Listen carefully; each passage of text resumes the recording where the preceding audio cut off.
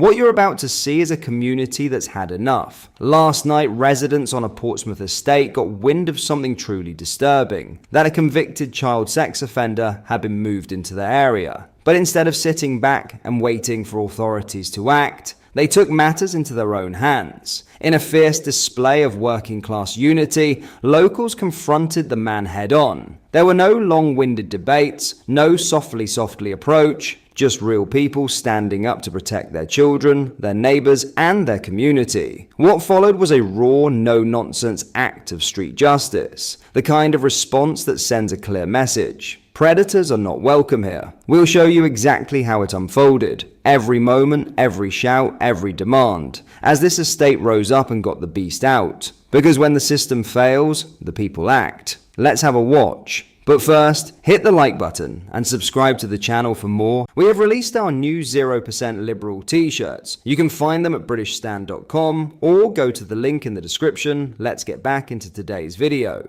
Have a watch.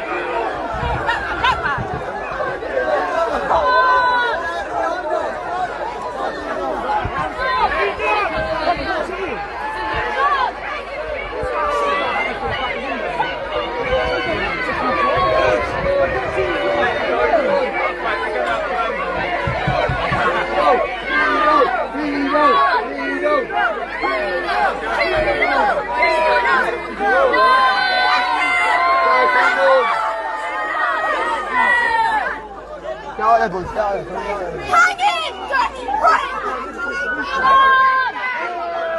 Don't protect the fucking people! Protect the heads! Protect the fucking dogs! Protect the fucking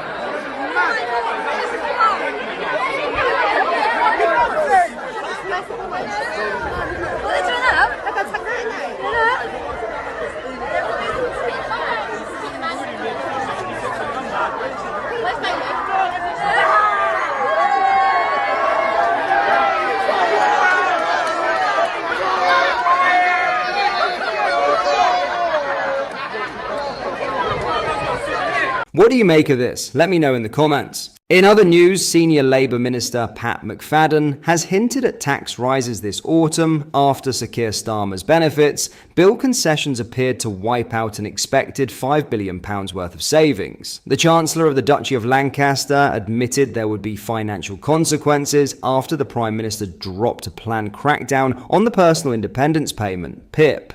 Despite warning about the £22 billion black hole left by the previous Tory government, Starmer's decision now leaves the Treasury looking to plug a £4.6 billion gap in annual savings. A group of 49 Labour MPs still mounted a mini revolt against the Prime Minister, with tense negotiations ultimately whittling down the number of rebels from a defeat-inducing 170. Economists at the Institute for Fiscal Studies and Resolution Foundation now warn Chancellor Rachel Reeves cannot expect any net savings by 2029/30. Addressing potential tax changes, McFadden told Times Radio, "This is a decision that will have financial consequences. The process of the last couple of weeks does have financial consequences. They will all be taken together with all the other moving parts that there are in the economy, in the fiscal picture, at the budget, and that will be set out at the time. But I'm not denying that when you set out on a plan that has a cost attached to it, and then you have to change that or take it forward in slower time, that is a decision with financial consequences." McFadden instead pledged that Starmer's government will stick to the tax promises we made in the manifesto, ruling out any increase to national insurance, income tax, or VAT. However, the Wolverhampton South East MP stressed he is not going to speculate on what could be in the budget. The potential financial consequences would likely come in the form of tax rises, an increase in borrowing, or spending cuts. Shadow Chancellor Mel Stride also warned that tax rises could be on the way. Stride said, Tax rises are on the way to pay for Labour's mismanagement of the economy. Hard-working families will have an agonizing summer waiting to hear how Rachel Reeves will claw back the cash to make up for the failings of this weak Prime Minister. Despite making a number of concessions to appease Starmer's disgruntled backbenchers, almost 50 Labour MPs voted against the legislation. The legislation still cleared its first major parliamentary hurdle, with 335 voting in favour and 260 voting against. Deputy Prime Minister Angela Rayner, who played a pivotal role in negotiating with Labour rebels, this morning sought to reassure people who had been scared about the proposed benefits changes. Rayner told ITV, "Anyone listening to your show today, they know that there will be no changes to their welfare.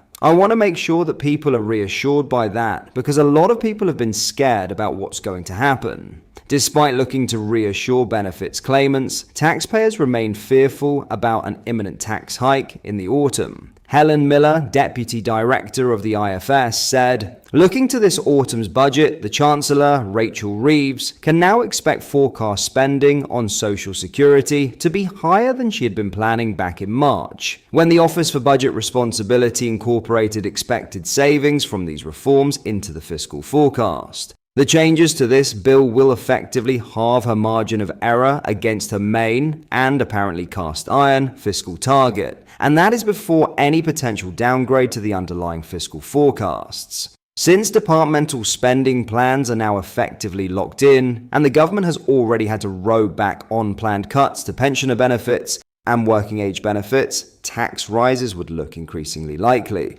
This will doubtless intensify the speculation over the summer about which taxes may rise and by how much. In the wake of Labour's significant welfare climb down, the political and fiscal stakes are rising fast. While government figures insist manifesto tax pledges remain intact, the sharp drop in projected savings and a tightening fiscal margin leave Rachel Reeves facing limited options. With key spending areas protected and economic forecasts under pressure, the autumn budget is now shaping up to be a moment of reckoning. As speculation builds and Treasury calculators are reopened, all eyes will be on how Starmer's government balances compassion with credibility, without triggering a fresh crisis of confidence among taxpayers or within its own ranks. What are your thoughts on what we discussed in today's video? Let me know down in the comments section below.